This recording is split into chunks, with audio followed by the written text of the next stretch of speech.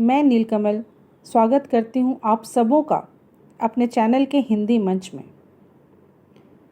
आज मैं आप लोगों के समक्ष एक कहानी लेकर प्रस्तुत हुई हूँ।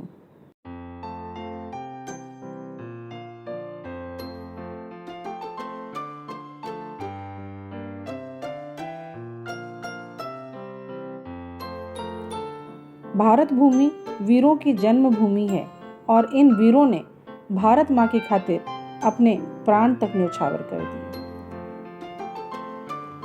आइए चलते हैं एक ऐसे ही वीर पुरुष की कहानी सुनने। तो आज की कहानी सुनकर निश्चय ही आपकी भुजाएं फड़फड़ाने लगेंगी और अपने भारत के गौरवशाली अतीत पे गर्व महसूस होगा। तो मेरी आज की कहानी का शीर्षक है हरि सिंह नलवे का फौलादी पैतरा। सिंह शब्द वीरता का विराम चिन्ह है, किंतु हरि सिंह के पराक्रम का तो आरंभ ही वहीं से है।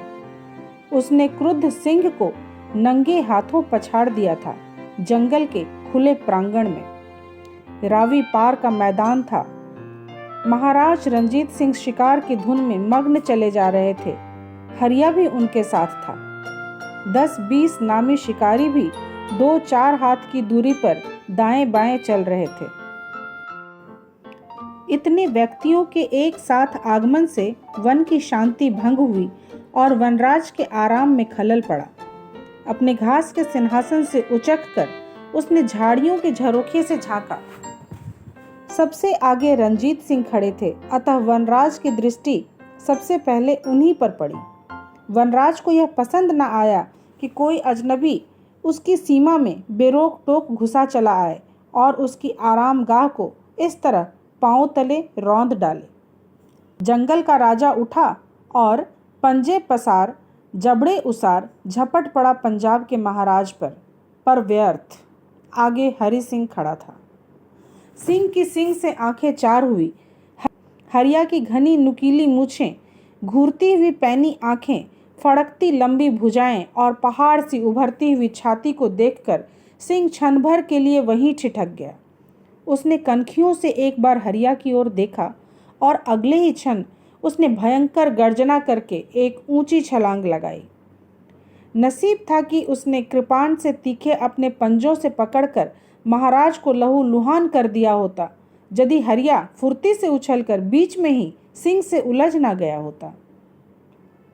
यह आंख की एक पलक झपकाते ही इस फुर्ती से हो गया कि हरिया को म्यान से तलवार निकालने तक का समय ना मिला।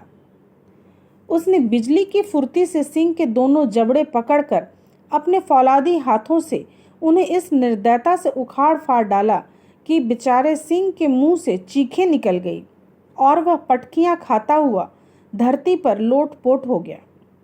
इससे पहले कि वह उठकर दोबारा झपटे, हरिया ने म्यान से तलवार निकाल ली और एक ही बार में उस क्रूर जंतु का पेट बैंगन सा चीर डाला। महाराज पास ही खड़े यह सब देख रहे थे। उन्होंने आगे बढ़कर हरिया की पीठ थपथपाई और मुस्कुरा कर बोले, सेनापति बनोगे? हरि सिंह मौन खड़ा रहा। महाराज ने अपना समस्त सैन्य भार उसके बलिष्ठ कंधों पर रख दिया। अब हरिया सेनापति था। सिंह विजयी सेना नायक हरि सिंह नलवा। वह जिस ओर भ्रिकुटी उठा देता उसी ओर शत्रु दल में भयंकर प्रलय मच जाती। वह जिस ओर कदम बढ़ा देता उसी ओर विजय और सफलता उसके चरणों में बिछ जाती। जिसने उसके मार्ग में अड़ने का दुस्साहस किया, सीमांत के इस पार या उस पार, उसे नलवे ने इस पौरुष से परास्त किया कि या तो वह महाराज के चरणों में सदा के लिए झुक गया या यमराज का मेहमान हो गया। उन दिनों पंजाब में महाराणा रंजीत सिंह का एक छत्र राज्य था, किंतु सीमांत पर रह रहकर कुछ बर्बर जातियां सिर उठाती रहती थीं। पठान, बलोच, अफगान, अफरीदी, मोहम्मदी इत्यादि। पंजाब का भी एक कोना कुछ करवटें ले रहा था, कसूर। वहाँ के नवाब कुतुबुद्दीन ने मुल्तान के नवाब से कुछ कहा, जिसका उद्देश्य था पंजाब से रंजीत सिंह को उखाड़ फेंकना।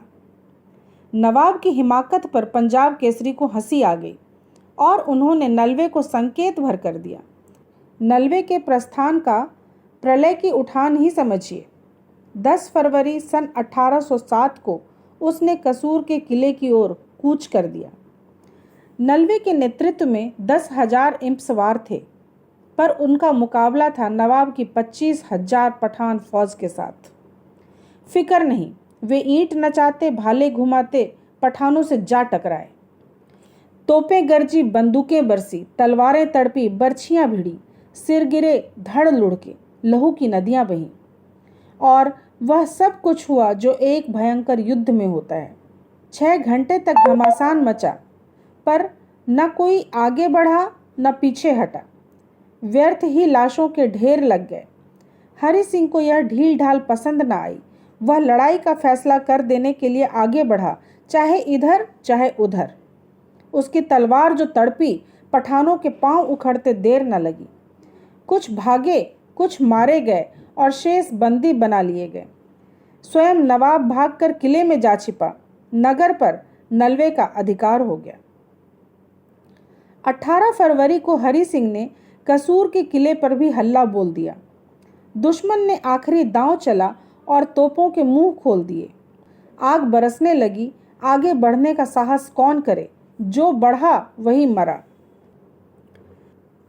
पूरे 10 दिन और 10 रात तक नलवे की सेना किले तक पहुंचने के लिए संघर्ष करती रही और नवाब की तोपें उन्हें भूनती रही। नलवे के लिए एक कदम भी आगे बढ़ाना हराम हो गया। इसी चिंता में एक रात सहसा नलवे की आंख खुल गई। किले में सन्नाटा था। हवा भी जैसे थक कर सो गई थी। नलवे ने चुपके से अपनी सेना को सचेत किया और किले पर आक्रमण कर दिया। जो उसने सोचा था वह गलत निकला। दुश्मन भी सोया नहीं था। हर मोर्चे पर टुकड़ियां तैनात थी और पहर पहर पर पहरा बदल रहा था। नलवे की सरसराहट का जवाब तोपों की गड़गड़ाहट से दिया गया। पलक झपकाते ही मशालें धधक उठी। जवाबी हमले का हुक्म हो गया और गोलों की बौछारें दुगनी से तिगुनी, चौगुनी से छहगुनी हो गई। पर जिसने बढ़ना है वह बौछारों से भी बढ़ता है। नलवा भी बढ़ा, सबका अगुआ बनकर चला। सेनापति को देखकर सरदारों के हौसले चौगुने हो गए और वे जिस किसी प्रकार किले की दीवार तक पहुंचने में सफल हो गए। जो कुछ 10 दिनों में न हो सका था वह 10 क्षणों में होकर रहा। देखते ही देखते दीवार में दर्जनों दरारें निकाल दी गई, उनमें बारूद की बोरियां उड़ेल दी गई और दिखा दी गई उन्हें चिंगारी। बस फिर क्या था?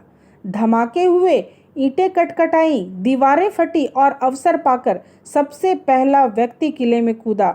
वह था हरि सिंह। अब सिपाहियों की बारी थी। दुर्ग में दाखिल हो गई। उन्हें तो बस पांव जमाने भर को स्थान चाहिए था। अगला काम उनकी तूफानी तलवारों ने कर डाला। घमासान युद्ध हुआ। पठानों की लाशों के ढेर लग गए। कसूर का नवाब भाग निकलने को बगले की झांक रहा था कि हरि सिंह उसके सिर पर आ धमका।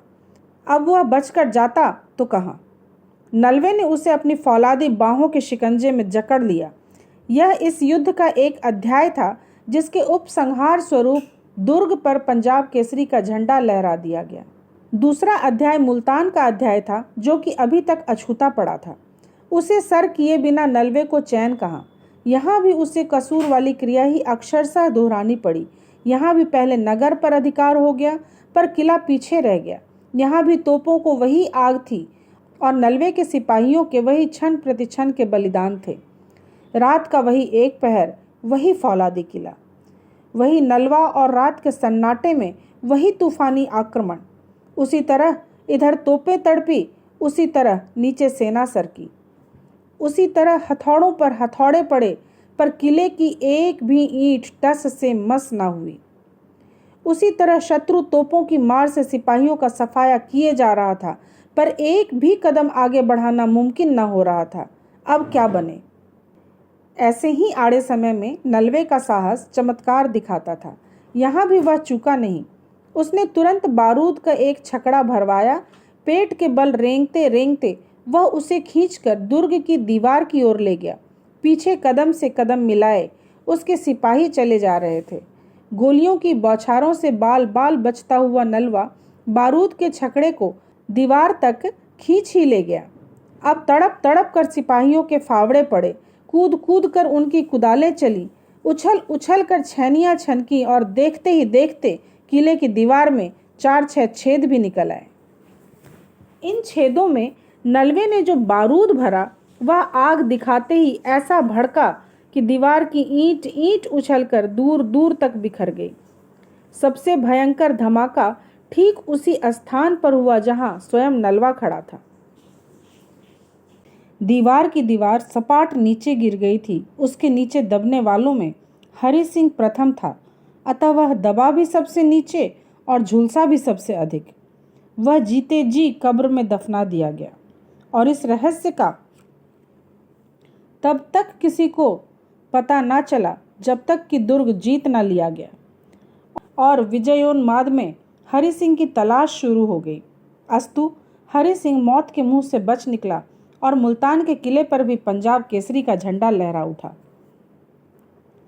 इसके पश्चात मौत नलवे के लिए खिलवाड़ बन गई और जीवन का हर कदम बन गया उसके लिए युद्ध की ललकार। शाहपुर के टिवानों ने सिर उठाया तो आदेश मिला। नलवे को बहावलपुर के गिलानी और बुखारी सैयदों ने वहां की हिंदू जनता पर जुल्म ढाने आरंभ किए तो पुकार हुई नलवे की। नलवा जो पहुंचा तो उसने एक एक करके टिवानों, गिलानियों और बुखारियों को पांवों तले घास की तरह मसल डाला और उनके किले, बुर्ज तथा दीवारें तोड़कर ईंट पत्थर के ढेरों में बदल दिया। उन दिनों पेशावर से लेकर कोहाट तक अटक नदी के साथ साथ हजारों मील लंबा क्षेत्र अफगानों के अधीन था। उनकी डकैतियों से वहां की सारी प्रजा आतंकित थी। रंजीत सिंह के पास भी फरियाद आई। उसने सोचा इस रोग का एक ही इलाज है, अटक का सारा तटवर्ती प्रदेश अपनी सीमा में मिला लिया जाए। हरिया की फिर पुकार हुई। वह सिपाही ठहरा, 8 पहर 64 घड़ी कमर बांधे तैयार।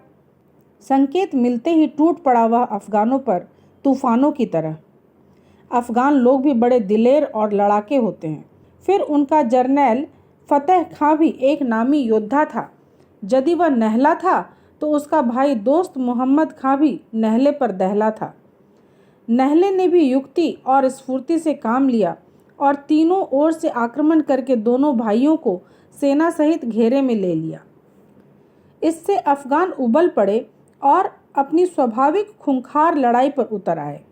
हरि सिंह ने तोपखाने के मुंह खोल दिए। अफगान जवान तोपों के मुंह में दौड़ दौड़ कर सिर देते पर पीछे हटने का नाम न लेते। इधर पंजाबी जवानों के सिर कट कट जाते, फिर भी वे हार न मानते और उनके धड़ तलवार नचाते नजर आते। दोनों पक्ष मरने मारने पर तुल चुके थे। तभी हरि सिंह ने ध्यान से देखा और उसे यह समझते देर न लगी कि शत्रु पक्ष के इस उन्माद का कारण उसका बहादुर सेनापति दोस्त मोहम्मद खां है। नलवे ने और सब तरफ से अपना ध्यान हटाकर दोस्त मोहम्मद पर केंद्रित कर दिया और तलवार लेकर भयंकर वेग से उस पर झपटा। दोस्त मोहम्मद खां ने दुगनी फुर्ती से पैतरा बदलकर एक तरफ हट गया। इससे पहले कि वह संभल पाए, नलवे ने भाले का भरपूर वार किया, जिसे अफगान सरदार ना सह सका और चकराकर घोड़े से लुढ़क गया। नलवा अच्छी तरह जानता था कि दुश्मन मरा नहीं है, पर उसकी बेहोशी का लाभ उठाकर उसने सर्वत्र यह धूम मचा दी कि मोहम्मद खां मारा गया। शत्रु सेना में भी आंधी की तरह यह खबर फैल गई और सैनिकों को विश्वास हो गया कि सेनापति मारा गया है। इधर इस खबर से अफगानों के हौसले पस्त हो गए थे। उधर हरि सिंह ने अवसर का उचित लाभ उठाकर पूरी ताकत से दुश्मन पर हल्ला बोल दिया। अभी आध घड़ी भी न बीत पाई थी कि अफगान सिपाही पहाड़ियों के पार दूर, बहुत दूर भागते हुए दिखाई देने लगे। कहानी खत्म हो जाएगी पर नलवे का पराक्रम उनका ही रह जाएगा। उसके किस किस युद्ध का स्मरण करें? क्या उस युद्ध का जब 3 जुलाई 1819 को कश्मीर की घाटी में वहां के अफगान सरदार असद खां की सेना को गाजर मूली की तरह काटकर राजौरी, पुंछ, शोपियां और श्रीनगर को उसके चंगुल से छुड़ा दिया? या मांगली घाटी की उस घटना को स्मरण करें जब उसके 7,000 सैनिकों पर 30,000 जदून टूट पड़े थे, तो बदले में न केवल हरि सिंह ने समूची घाटी पर अधिकार कर लिया अपितु उसने वहां के निवासियों से 5 रुपया प्रति चूल्हे के हिसाब से युद्ध का सारा खर्च भी वसूल किया। या अटक के उस तेज धार को याद करें जिसे चीर कर नदी के उस पार के नौशहरा दुर्ग पर नलवे ने रंजीत सिंह का ध्वज लहराया था। नलवे की वीर गाथाओं की साकार मूर्ति के रूप में अफगानिस्तान की सीमा पर जमरादे का किला आज भी विद्यमान है, जिसे जमरूद का किला भी कहते हैं, जिसका निर्माण हरि सिंह ने ही सीमांत की बर्बर जातियों को आए दिन के आक्रमणों को रोकने के लिए करवाया था। इसका असली नाम यमरोध है, अर्थात मृत्यु को भी रोकने वाला किला। पर इसी दुर्ग ने नलवे की मृत्यु का आवाहन किया। घटना उन दिनों की है जब नलवा जमरादे से दूर पेशावर में बीमार पड़ा था। अफगानों के सरदार मिर्जा समीर खान ने एक विशाल सेना लेकर जमरोदे के किले पर आक्रमण कर दिया। उसे क्या पता था कि रोगी हरि सिंह भी लंबा चौड़ा सफर तय करके अपने दुर्ग की रक्षा के लिए दौड़ा आएगा। निसंदेह नलवा वहां आया। निसंदेह उसने दुश्मन के छक्के छुड़ा दिए, पर एक अफगान की गोली सरसराती हुई आई और नलवे के शरीर के आर पार निकल गई। एक वीर का यही वीरोचित अंत था, युद्ध लड़ते हुए प्राण की बाजी लगाना। न जाने कितने वीरों की ऐसी भूली बिसरी गाथाएं हैं। आज हम किसी बच्चे से पूछें तो शायद वो हरि सिंह नलवा का नाम भी ना जानता होगा। ये बहुत ही दुखद बात है। तो मेरी यही कोशिश है अपनी कहानी की सीरीज़ के जरिए कि ऐसे ही वीर पुरुषों की कहानियाँ मैं आप लोगों के समक्ष रखूं। कैसा लगा आपको हरि सिंह नलवा के इतिहास को जान के, नलवे के जलवे को जान के, सिंह विजयी सेनानायक हरि सिंह नलवा की कहानी सुन। मैं फिर से आती हूँ। बहुत बहुत धन्यवाद आप सब लोगों का। बहुत पेशेंस के साथ आपने कहानी सुनी। और आपको याद होगा कि मैंने शुरुआत में कही थी कि ये कहानियाँ ऐसी हैं जिससे बाजुएं फड़फड़ाने लगें और अपने भारत के गौरवशाली अतीत पर गर्व करने की इच्छा होती है जब ऐसे वीर और महान पुरुषों की कहानियाँ हम सुनते हैं। धन्यवाद आप सबों का।